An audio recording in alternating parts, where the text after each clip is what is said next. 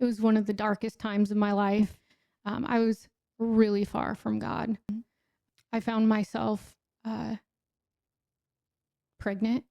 And at the time, these things felt so huge, like impossible. Let go of my ego. My higher power is Jesus.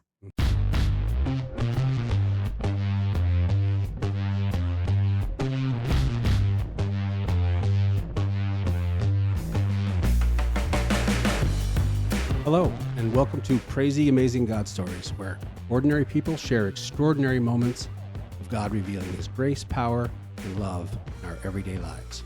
I'm your host, David Ledbetter, and today I have a question for you. Who do you think gets judged the most today, men or women? I think hands down it has to be women. I think it's always been that way. Men judge women judge women, and nobody thinks for a second what that does to the woman. Even women who get judged judge other women.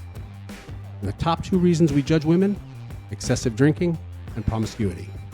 Easiest things to be judgy about. As a man, in my younger days, I drank a lot. I slept around a lot. Never once did I worry about getting judged. My friends treated me like I was a rock star. It's not that way for women.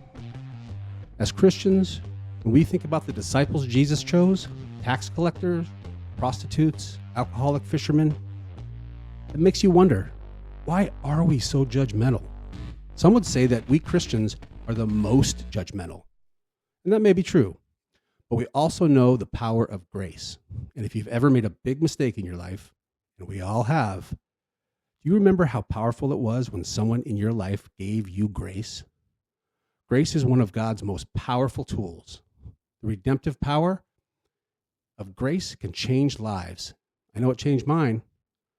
I didn't deserve His grace, but He gave it to me anyways. Our guest today knows the power of judgment and the power of God's grace. She's here to tell us a story of how God changed her life and her family's life with a little grace.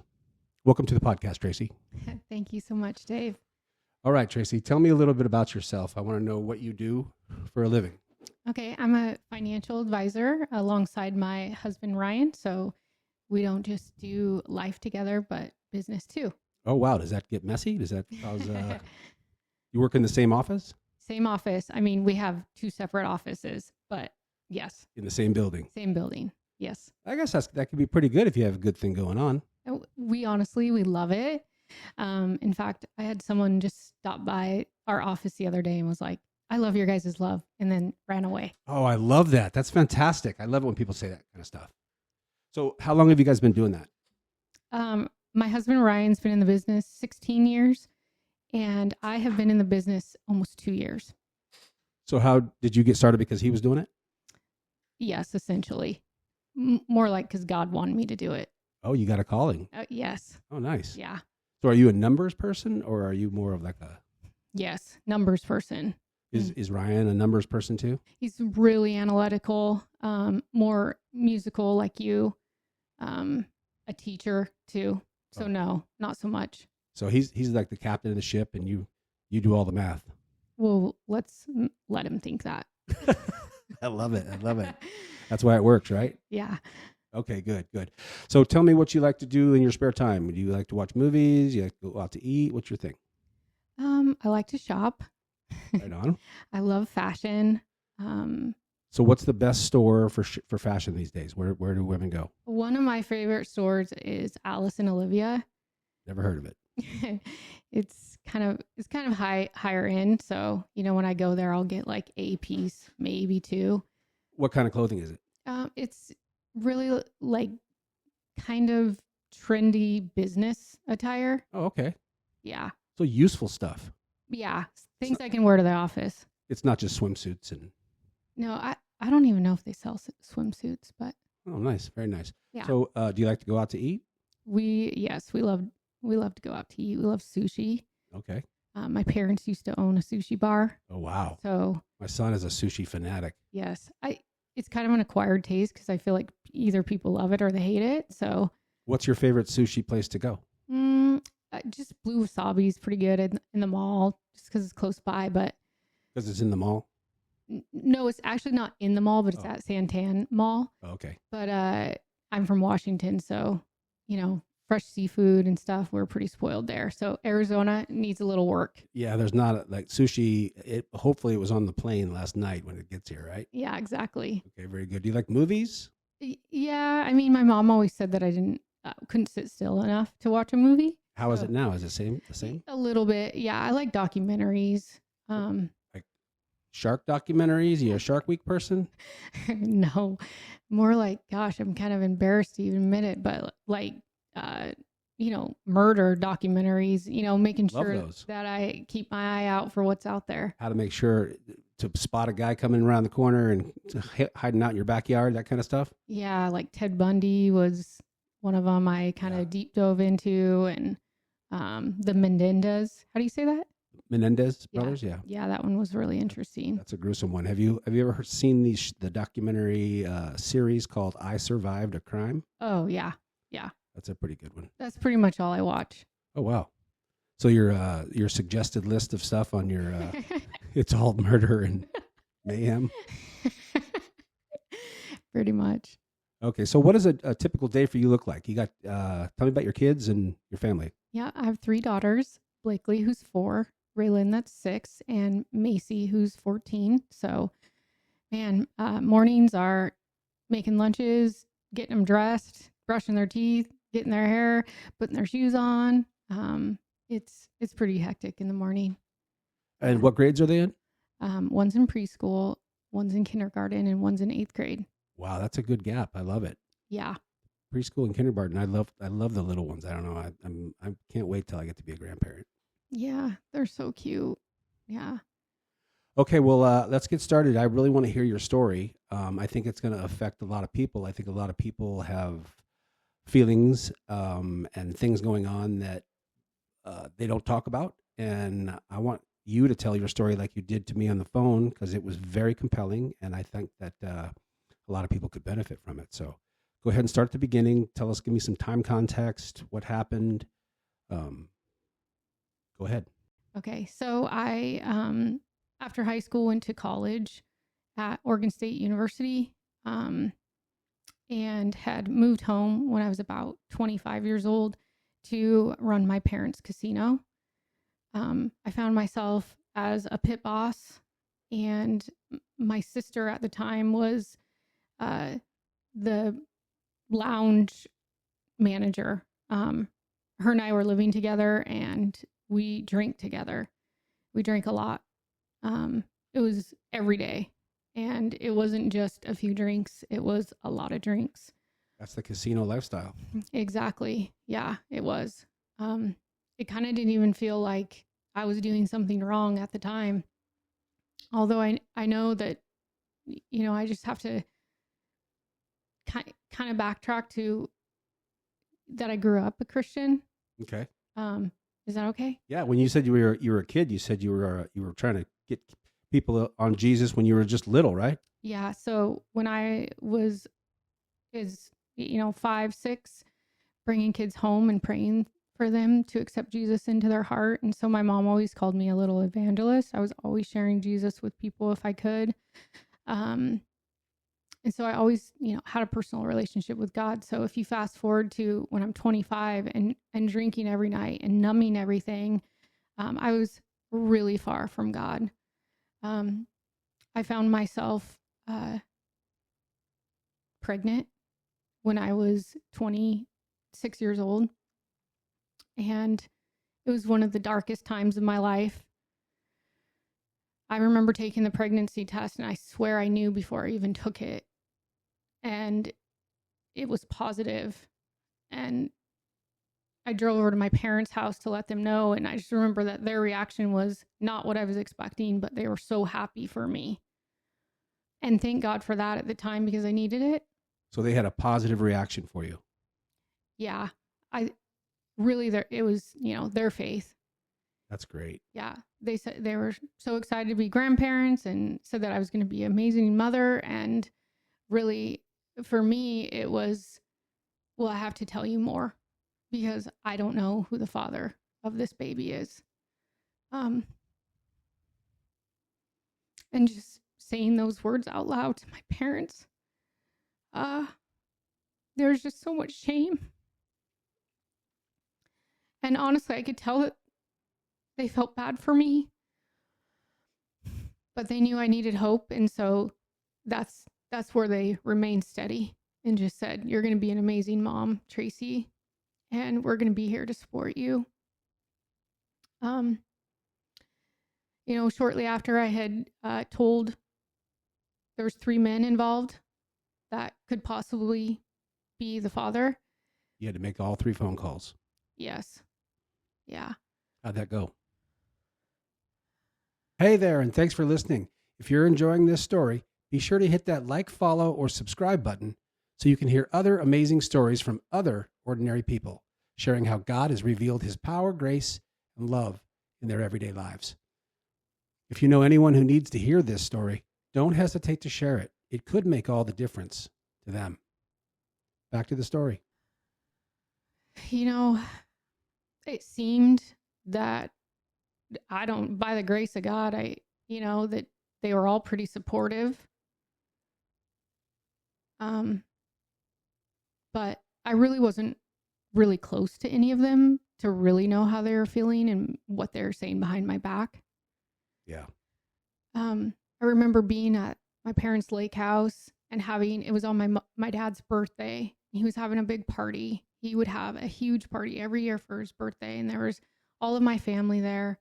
I'm the youngest of 5, so I have 5 siblings. And I overheard them all talking crap about me. Oh. Yeah. And everything they said, I already felt that about myself. You already knew. You already felt that. Yeah. I already felt a lot of shame and, slutty and gross. And it just had reminded me that 2 months prior, I had made that same judgment on another girl in our very small town. I just said, who gets pregnant and doesn't know who the father of your child is? Like, who does that? And that just would play over and over in my head of how I made that judgment on somebody else. Man, that's powerful. Yeah. What happened next? I feel there was a point where I went to my OB, and she's not a Christian, but some words she said to me really kept me going for a while. And I told her the situation, and she said, "Well, all you have to worry about is this is your baby." I was really grateful that the moment that I found out I was pregnant, that there was no doubt in my mind I was keeping the baby. So in the context of you not knowing who the dad was, she told you it doesn't matter. This is your baby. Yes. What a beautiful thing to say to somebody in that situation. Yes. Yeah. Sometimes I wonder if God speaks through other people. Yeah. I don't really wonder, but Exactly. He spoke through her that day. And I hope I get to tell her that sometime, because it really did carry me for a long time. And I'm just so grateful for just God being with me in the moment that I found out I was pregnant, because abortion wasn't an option. But to be honest, it felt like punishment. even though you were very, very far from God at that time, you still felt his love. Yes. I had that same kind of experience when I was very lost. God, he backed me up. Yeah. Yeah. We serve a good God. Yes. The goodness of God is never ending. Yeah. So what happened next? A few months later, I remember just being in such a dark place. My parents at the time were, serial entrepreneurs, had a lot going for them for a lot of years. And I was pregnant in 2010. So my parents filed for bankruptcy at that same year. And so I just remember it not only being a dark time for me there, but for my parents too. And I remember my mom coming over to my little apartment, and I'm going to take a drink. So your support system was also on shaky ground, which is difficult, especially in a vulnerable moment like that. So. Yeah. So exactly. That was a hard one too. So my mom sat me down, and How pregnant were you at this moment when she came over to your house that day? I think I was 7 months pregnant. So you were almost your third Yeah. That's a third trimester. Yeah, maybe 6 months. And I still remember where I was sitting. I was on my couch. She was on the ground, and she said, "What is it that you need?" And she said, I'm gonna pray over you. She's a prayer warrior. My mom's an angel on this earth. Really. I don't know anyone more faithful, especially for everything she's been through. She's always leaned on God. Her story's amazing. Anyway, she asked me specifically, what is it that you need? Or that you really want? And I said, the first thing I said is, I want a dad for my baby. And she wrote it down. I didn't have a job at the time either. And so the next was a steady job. So she went to work praying. Mm-hmm. And she wrote it out on a piece of paper, all these things. And at the time, these things felt so huge, like impossible, you know. And she put it on a piece of paper, and I carried that with me everywhere. I think, you know, I had told you that I opened up that piece of paper so many times that it was falling apart. Yeah. Yeah. So that was a really defining moment during my pregnancy. Kept you grounded. Yeah. I think another thing that, you know, paternity's come a long way. I'm pretty sure you can take a blood test now and get paternity. But when I was pregnant, you know, 15 years ago, you have to go in utero to get DNA. And there's a chance of harming the baby. And so I was not going to do that. In order to find the dad, you'd have to find out the DNA, and to do that, put the baby at risk. And you were like, I want a dad, but I don't want it that bad. Yeah, I was not going to put my baby at risk. Yeah. So what did you do? I just waited. Okay. Yeah. So, you know, fast forward to giving birth to Maci. Maci. Mm-hmm. Maci Ray. My son's name is Mason Lynn. He's about your age, though. That's cute. You know, Maci rhymes with Traci. Oh, nice. Yeah. So, yeah, it's a whole story of me giving birth to Maci. It was a emergency C-section. I was so drugged up that my arms didn't even work because I had just gotten an epidural, and then within 5-10 minutes, they were wheeling me back to an emergency C-section. I was puking on both sides. My mom was there with me. Technically, you were still alone. I mean, you have your mom, but other than that, you're pretty much alone. Yeah. Yeah. No father for my dad or father for my baby. So she's born. She's alive. She's safe. She's healthy. Mm-hmm. Okay. What happens after that? Well, waking up really the next morning and seeing her, because I was so drugged up really that I didn't really get to meet her. I remember there was nurses and my mom and everyone was like helping me breastfeed her, like holding her so that she could do that. And thank God I did get to breastfeed, but waking up and looking at her and not recognizing her and not feeling a bond was really scary. I can imagine that shaking you up. Yeah. You thought it would be some sort of magical thing, and it wasn't exactly like you imagined? No, I mean, I had never prior to this ever heard any mother talk about giving birth to a baby and not having that instant connection. So that was really scary for me. You thought something was wrong. Yeah, and I remember crying to my mom. Did you remember what that lady said? This is your baby. Yeah. I didn't think she looked like me. And so it was just really confusing too. And I wanted to love her, but I felt like, anyway, it's really interesting part. But so while I was in the hospital, each man in this situation came to the hospital and they swabbed Maci's mouth and swabbed their own mouth, and then was sent to the lab for testing. For a match. We're looking for a match. And they were all pretty gracious about coming to see? Yes. And it has to be God's grace there of just no drama, really. No, just very responsible, it seems like. And yes. You would think that they would want to know too. I mean, if you have kids out there, you would want to know. I mean, correct. So. Yeah. Yep. And then I think Maci was a week and a half old when we got, I got a phone call, and it was Ryan, who's my husband. So now one of the three got a match and you married him. Yes. Amen. Yeah. I remember him calling. He's like, it's 99.99. She's mine. And he was just so in love with her. He couldn't stay away.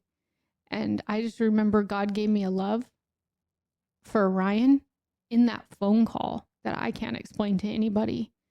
I know that when people are around us, friends, family members, they do love our love, and we fought really hard for it, but it's God. It's his grace, isn't it? Yeah. He came in and loved you when you needed him. So were you close to God by then? Oh, yeah. I mean, when I got pregnant with Maci, I quit drinking. And when you eliminate alcohol and can't numb all your feelings, and you're there to feel all the feelings, and you can't hide the shame. Yeah, I was in full, my eyes were wide open. Yeah. And so now you and Ryan have 3 beautiful girls together. Yes. That is fantastic. Yeah. I love it. And is he a spiritual man? Is he a Christian? Does he love the Lord? Yeah, I love that question too, because one of my wishes while I was pregnant is that whoever the father is, that we do like co-parenting therapy, because I didn't think I was going to have a family. You weren't sure where he was coming from. Like, he wants to be the daddy, but you weren't sure if he wanted to be your husband at first. Well, I didn't know who was going to be the father, so I didn't know where to put any of my feelings towards any of them. Yeah. So I just didn't. That makes sense. I just didn't really have a connection with any of them. That was kind of my way of like, hey, this is my baby. It probably felt unfair, but I didn't know how to do it. So I remember just early on in our, relationship of raising Maci and my love for him, I mean, I couldn't deny it. And I would tell him, and he needed some time. I can imagine what he went through. And, pretty early on, one of the things that Ryan said was he envied my faith, that he loved my faith, but didn't know how to get it. And so to watch his faith grow and become the man that he is definitely God's grace too. It wasn't overnight. It took time, and I knew that was his journey to walk. And in my, many prayers of mine and my family's, and he's definitely my husband that lays his hands on me and prays for me. Oh, God's grace is so beautiful. That is such an incredible story. Do you mind if I ask you a couple questions? Yeah. So you said you labeled your parents as serial entrepreneurs. Yes. Did they have a lot of businesses? Yes. So, I mean, literally growing up, I've had so many jobs in my life. I feel like when I tell people, they don't even believe me. But my dad had a record store when he was 18. He went on to own restaurant and lounge, casino, a sign shop. He was building a high-rise condo out on the beach. He had a lot of real estate. He kind of had his hands in everything. He was a band promoter for a long time. We did Long Acres, horse racing. Your mom was all about it too? She was. Oh, yeah. I mean, my mom and dad had a pretty amazing love as well. So you got a good model to go by. Yes and no. Not every marriages aren't perfect. No, they're not. But yes. She was like the sous chef, basically. Whatever he was doing, she was kind of following him around, cleaning it all up. That's great. That's great. But she had a strong faith. My mom was that way too. Yes. Yes. Anyone that meets my mom can just feel the Holy Spirit. She just comes off of her. I love people like she's that. so warm, and she's just someone that carries like 4 books with her at all times that are all spiritual, including her Bible. Like the one thing I requested, which is probably really morbid when she passes away, because my dad did pass away, is her Bible. That's not morbid at all. She would want you to have it, right? Yeah. I just said, okay, Mom, you tell all the other siblings I get it. Oh, it's like that. Yeah. How many siblings do you have? There's 5 of us. I'm the youngest of 5. You're the youngest of 5. Mm-hmm. Okay. Yep. Are they all brothers, sisters? I have 2 brothers, 2 sisters. Oh, so you got a whole mix. You got a little of both. Yeah. We're really close knit. Your whole life, you guys are close knit? Yes. I mean, they're all my best friends. Yeah. We've been through a lot. And I was just doing the math, like between my sister Desiree and my brother Christian and we have like 40 years of sobriety together. Oh, wow. Yeah. Very nice. So you haven't drank in 15 years? Yeah. That's great. I mean, yes and no. I mean, there's no judgment for people that drink, but it's nice to be able to have that away from your... Yes. So I was completely sober for 5 years of Maci's life. Thought that I could go back to it. Quickly learned I couldn't, and have been sober ever since. So you realize, this wasn't like it was when I was 25. Yeah, just in case someone's listening to this and they're like, I remember when you were having a few drinks. Yeah, no, God showed me quickly. Yeah, that alcohol is not for me. So let's talk about your pregnancy. You said that you started to revisit your faith when you got pregnant. You stopped drinking. Mm-hmm. Did that happen? Did God come rushing in? Was it like you just slowly found your way back? Or tell me about that. Yeah. So I knew I was an alcoholic because I had gotten myself in a situation that I just was in such denial about who I was as a person. And so I started the program.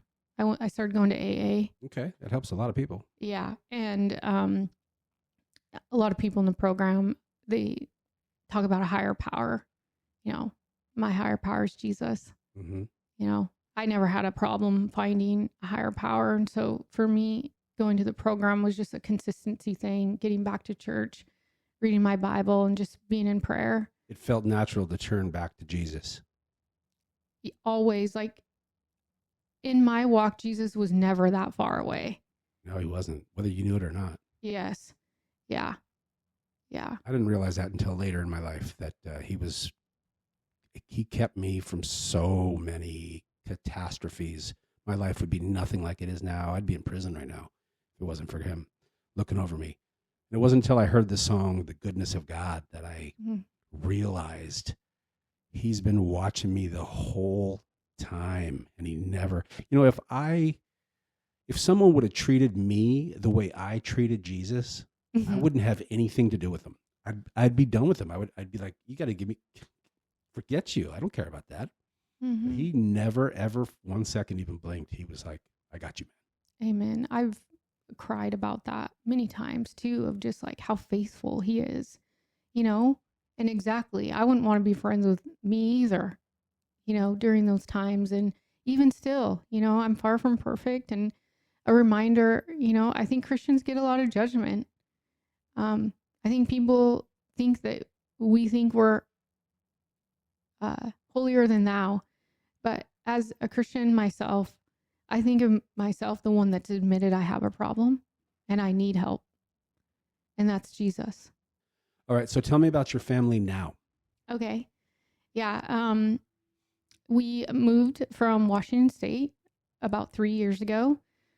My husband, financial advisor, realized in 2020 that he could work from anywhere because a lot of people meet on Zoom instead of face-to-face now. Yep. And so that just allowed us to be able to move wherever we wanted. We always wanted to be in more of a conservative place to raise our kids. Washington was kind of Not the place you wanted to be? It was just felt like it was kind of closing in on us. And so we kind of call ourselves, freedom refugees. That's pretty good. My husband's going to hate that I said this. But yeah, anyway, but it was a dream of Ryan's always to move to Arizona. Hard move away from all of our friends, all of our family, everything, and to kind of start over. First year was rough for especially Maci was in 6th grade at the time. But yeah, now, 3 years later, we're doing good. We're starting to meet friends. We have a church we love. We love the girls at school that they go to. Can you give the church a plug? What church is it? It's Mountain View. Mountain View, where is it? In Santan Valley. Nice. You like the pastor? Pastor Daniel Voss. Yeah. Oh, yeah. He's on fire. He's good. Huh? I love it. I love a good pastor, man. I tell you what, my pastor that I have, he's awesome. I love just seeing him. When I see him, I'm like, dude, I love you, man. His wife is the same way, too. They're both they are Jesus-loving people. They are authentic, Jesus-loving people. I just love that. Yeah. His wife, too, Amy Voss, is amazing. She's just so almost pure. I love that about her. Like, she's very vulnerable and authentic and sometimes hard to find. That's hard to find. Some pastors feel like they got to be more than they are. That's what I like about my pastor is he's a regular person. He doesn't pretend he's not. Yeah. I love that. I really love that. I think that's the way you should be. I think you should be authentic, who you are, and just love Jesus. Yes. Okay, so I'm going to ask you some questions now. Is there anything you want to add to your story? You have any kind of pieces you might have left out? I think just I've wanted to share my story, my testimony on a bigger platform, and just kind of wanted to say that Maci, who's now almost 15 years old, knows the story, and I've told her the story of her being born and what she was born into many a times along the way. And the most recent time I told her, she's like, "Yeah, Mom, I know. You guys are weird." That's great. Yeah, the honest life is the best way to raise a kid. You raise a kid in honesty, and they grow up and they're secure. And I truly believe that. My kids are in their 30s, but that's the way to do it. Yeah. In fact, I had told, this was maybe 3-4 months ago, and I had told her the story again.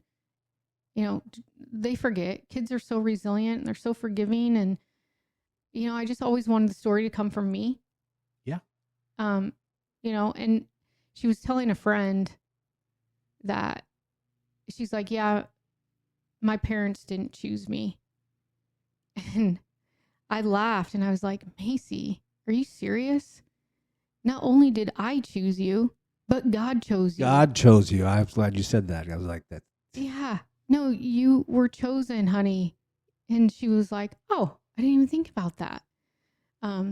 So yeah, work in progress. Okay. I'm going to ask you some questions. I call it the top 3. I want you to tell me your quickest answers without thinking about it. Okay. This first one is, I just want one word answers. Okay. In this first one. So if you asked 1,000 people, just random people, to describe Christians with one word, what would the top 3 answers be? Judgment, love, and religion. Okay, those are good.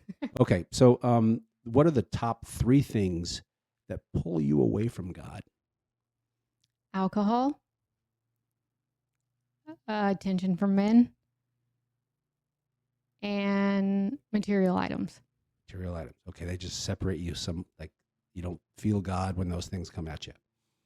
I'm just thinking about my past or... Sure. Yeah, those are the things that separated you. So give me the top 3 things that in your life now bring you closer to God. Reading my Bible, praying, and my family. Love it. That actually leads right into my next question. Do you read your Bible? Yes. You read it every day? I wish I could say I read it every day. I do get on my knees every morning and pray. And I have recently, I will fall asleep every night. And I did this Bible study with my mom about the names of God. Yeah. So being able to talk to God in all the different forms, protector, El Shaddai, Elohim, all of that, and just name Prince of Peace. I mean, talking about a peaceful sleep, just thanking God for who he is and all the promises, and just the omnipresent of God, of just not being able to even fully understand his love and how far it is. And just, I can just cry of how many times I've let him down. And like you were saying, he's right there. Literally, original thought is from the Bible. Yeah. It's basically a guide for living. It's a guide how to be on the planet. And the Old Testament, some people don't realize what's in the Old Testament. If they think they're going to get fascinated by movies on Amazon Prime, I tell you what, there's some crazy stuff that goes on in that Old Testament. Yes. I was shocked. I had my mouth open like, am I reading does God know this is in here? It was shocking to me. Yeah. I had no idea. Yeah. So I have a question for you. It might be a little bit philosophical, so if you have to take a second to think about it. Mm-hmm. Do you think people that are in heaven read the Bible? Do we need the Bible once we go to heaven? I mean, I would say no. I mean, they're living with God, so it would seem. I didn't imagine it, but what do you think? I can't imagine what I think it's a book to show us how to be on earth, because this is the experiment. We're here to learn or have the option of having a relationship with God. That's what I believe. I believe my spiritual self is my true self, and I'm here to be given the option to either have a relationship with God or not have a relationship with God, because real love requires voluntary return. It's a two-way street, and he could make us love him easily. He's got the power to make us do anything, but he wants us to choose that. And that's what I think this whole thing is about, is us being able to choose a relationship with God and have that. And then once we get there, we don't need the manual anymore. He just downloads it right to us. That's what I think. That makes the most sense to me too. Although I did hear a pastor one time say that if you haven't read the whole Bible and you go to heaven, you're not going to be able to talk to everybody, because there's certain people that might be like, did you read my book? So, okay. So now I want you to tell me a little bit about your existing walk with the Lord. You said you pray in the morning? Yep. I was on my knees this morning. I definitely like to get in that posture. It helps me to surrender. I love it. I've heard some people say that like, no matter how stereotypical it sounds, they get down on their knees, they put their hands together up against their bed, and they pray. Is that what you do? Yeah. I mean, I don't put my hands on my bed, but on the ground, and just that surrender of just reminding God less of Traci, more of him. Yeah. Like, let go of my ego, fill me up with the Holy Spirit. So what is the name of God thing that you do? Is it a prayer you listen to, or is it a video you watch, or what is that? Tell me about that. It's a study by K. Arthur. It's just the names of God. And where do you find that? Where, if someone was going to want to do that, where do you find that? It's on Amazon. Yeah. And it just goes, by each name, and then dissects what that means. God the provider, God the physician. You listen to it, or? No, we're reading it together over the phone. My mom's in Washington, so we just put her on speaker, and we take turns reading the Bible and then the book. And that gets you in the lane. Yeah. I love it. I think I might have to try that. All right. Well, Traci, thank you so much for being with us today. Your story is very powerful, and I think a lot of people need to hear what you went through. And I think that I'm sure some people are in a vulnerable situation that really need to know that other people have had that, and God is there to give them grace. Mm-hmm. And hope.